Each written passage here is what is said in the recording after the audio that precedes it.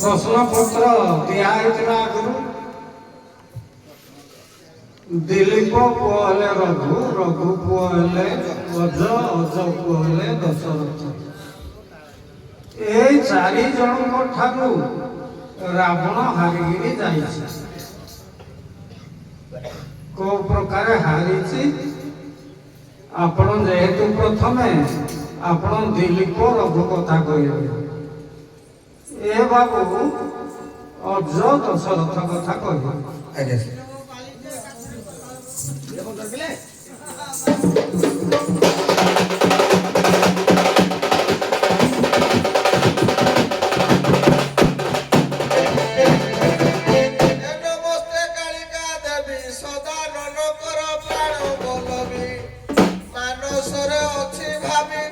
ଶ୍ରୀ ଚରଣ ଗୀତ ଗାଇବି ମାନ ହେବି ଆଧୁନିକ କବି।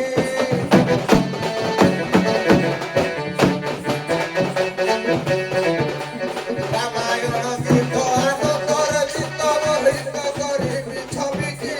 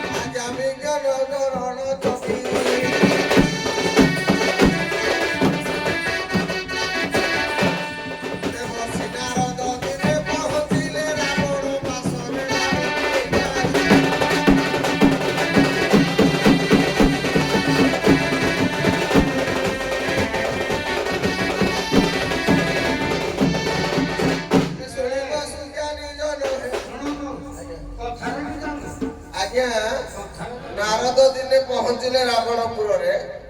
ରାବଣକୁ କହିଲେ ଯେ ତୁ ଅଳ୍ପାୟୁଧ ଅଳ୍ପାୟୁଷ ହେଇଯିବୁ, କାରଣ ନା ତୋ ବଂଶରେ ସୂର୍ଯ୍ୟ ବଂଶରେ ଦିଲୀପ ବଂଶରେ ରଘୁକୁଳରେ ପୁରୁଷୋତ୍ତମ ରାମ ଜନ୍ମ ହେବେ, ତତେ ନିପାତ କରିବେ। ତେଣୁ ରାବଣ ଚାହିଁଲା ଯେ ସବୁବେଳେ ଦିଲୀପଟାକୁ ରଘୁବଂଶଟାକୁ ମୁଁ ଯଦି ନିପାତ କରିଦେବି ତାହେଲେ ମତେ ଆଉ ସେ ମାରିପାରିବ ନାହିଁ। ଇଏ ଗୋଟାଏ ମତ। ଦ୍ୱିତୀୟ ମତ, ଯେତେବେଳେ ଦିଲୀପ ରାଜା ଅଶ୍ୱମେଧ ଯଜ୍ଞ କରୁଥିଲେ ଇନ୍ଦ୍ରାଦି ହେବା ପାଇଁ, ରାବଣ ଅଶ୍ୱକୁ ବନ୍ଧନ କରିଥିଲା, ଯାଇକି ରଘୁ ରାଜା ତା ହାତରେ ଯୁଦ୍ଧ କରିଥିଲେ। ଆଜ୍ଞା ଆଜ୍ଞା ଆଜ୍ଞା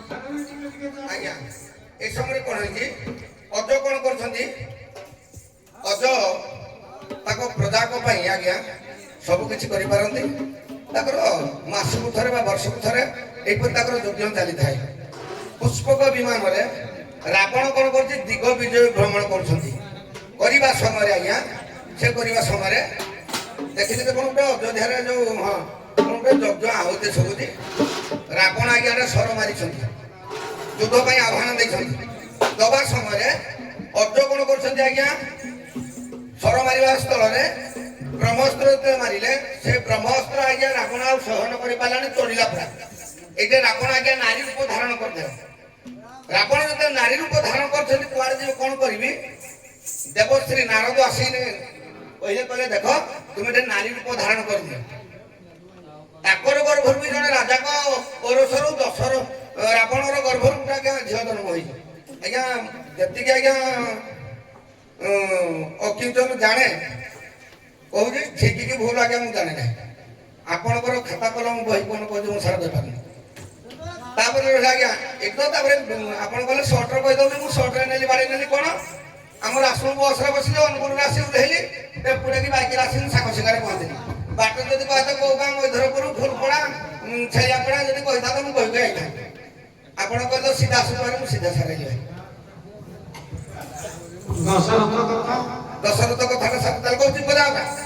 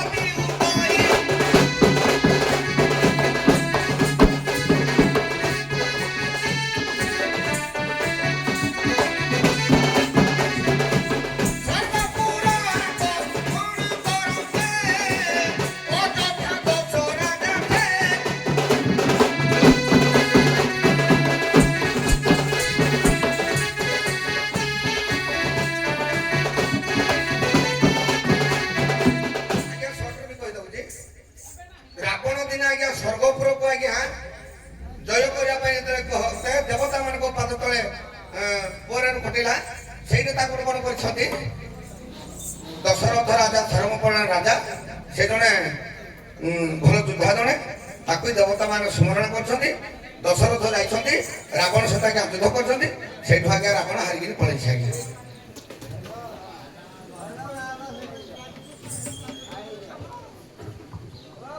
ଆଉ ସାରେ ଦିଲ୍ଲୀ କଥାରେ ସାର୍ ଯଦି କହିବେ ଟିକେ ନାଁ କହିବି ତାଙ୍କର ବୀରତ୍ୱର ପ୍ରମାଣଟା ପରିଷ୍କାର ଦେଖେଇ ପାରୁନ ଆଜ୍ଞା ତାଙ୍କଠୁ ରାବଣ ହାରିଲା ଯେ ଆଜ୍ଞା କେମିତି ହାରିଲା ଆଜ୍ଞା ସେଇଟା ଆସିଲା ଦିଲ୍ଲୀପ ରାଜା ମୁଁ କହୁଛି ସାରେ ମୂଳ କଥା ହେଲା ପ୍ରଥମ କଥା ହେଲା ରାବଣ 3 ପୁର ବିଜୟୀ ଆଜ୍ଞା କିନ୍ତୁ ଅଯୋଧ୍ୟାକୁ ଯାଇପାରେ ନାହିଁ ଆଜ୍ଞା ମୁଁ ତ ଜୟ ପାରେ କରିପାରେ ନାହିଁ ନାହିଁ। ଆଜ୍ଞା ଏ ଦିଲ୍ଲୀପଠୁ ଆରମ୍ଭ ମୁଁ କରୁଛି। ଆଜ୍ଞା ଯେତେବେଳେ ଦିଲ୍ଲୀପଙ୍କ ସହିତ ଆସିଛନ୍ତି ଯୁଦ୍ଧ କରିବା ପାଇଁ କିଏ ରାବଣ ଆସିଛନ୍ତି ସେଇ ସମୟରେ ଦିଲ୍ଲୀପ କଣ କରିଛନ୍ତି ଆଜ୍ଞା ଚାଉଳ ମୁଠାଟେ ମାରିଦେଲେ ସେଟା ଆଜ୍ଞା ସର ହୋଇଯାଇଥିଲା। ସେଇଟା ତ ଆପଣଙ୍କ ଭାଗରେ ପଡିନି। ପଡି ନାହିଁ ମୋର ଅଯୋଗ୍ୟ ଦଶରଥ ପଡିଥିଲା। ପ୍ରଥମେ ଯାଇଛି ନାରୀ ମହଲରେ ପଶି ଯାଇଛି ବ୍ରାହ୍ମଣ ରୂପ ଆଜ୍ଞା। ଧାରଣ କରି। ଆଜ୍ଞା ତେଣୁ ବ୍ରାହ୍ମଣ ମାନଙ୍କୁ ଦ୍ୱାରପାଳ ମାନେ ମନା କରନ୍ତିନି। ଛାଡ଼ିଦେଲି ଦିଲ୍ଲୀପ ରାଜାଙ୍କର ରାଣୀ ଉଆସ ଭିତରକୁ ସେ ପଶିଗଲେ। ଆଜ୍ଞା ତାପରେ ନିଜ ରୂପ ରାବଣ ଦେଖେଇଛି। ସେତେବେଳେ ରାଣୀ ମାନେ ଛିନ୍ନଛତ୍ର ହୋଇ ପଳେଇଲେ।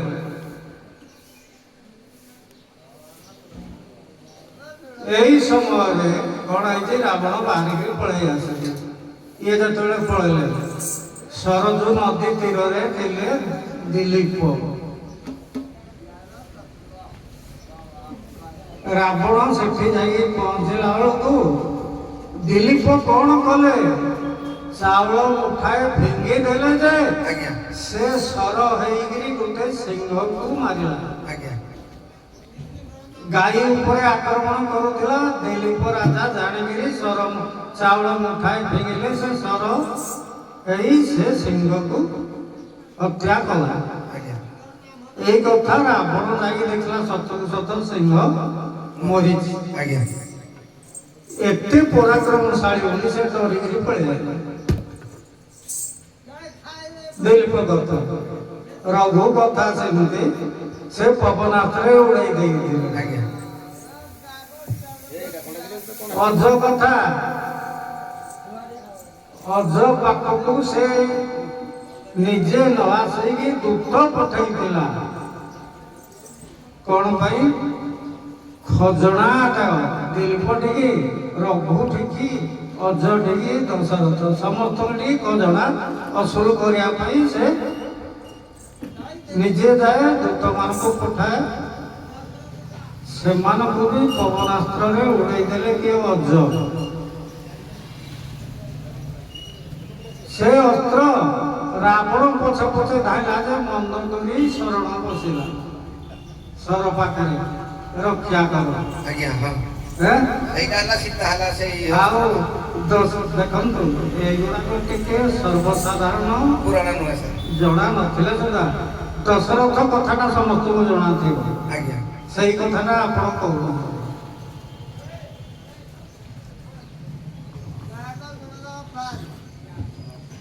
ଦଶରଥଙ୍କର ଦୂତ ପଠେଇଛି ରାବଣ ଦଶରଥ ପାଖକୁ। ଦଶରଥ କଣ କଲେ ମାରିଲେ ସର ତା ଲଙ୍କା ଉଆସର ଦୁଆର ବନ୍ଧ ବଙ୍କା ହେଇଗଲା। ସାରା ମାନେ ଦେଇ ସାରା ଦୁଆର ବନ୍ଧ ବଙ୍କା ହେଇଗଲା କବାଟ ଟାଇଟ୍ ହେଇଗଲା। ଆଜ୍ଞା ହେଁ? ସେ କହିଲା ଏ କବାଟକୁ ଯଦି ରାବଣ ତୁ ଖୋଲିଦେବୁ ତାହେଲେ ମୁଁ ତତେ ଖଜଣା ଦେବି। ପାରିଲାନି ରାବଣ। ତେଣୁ ଲଙ୍କା ବଙ୍କା ହେଇକିରି ରହିଲା ସେଇଦିନରୁ।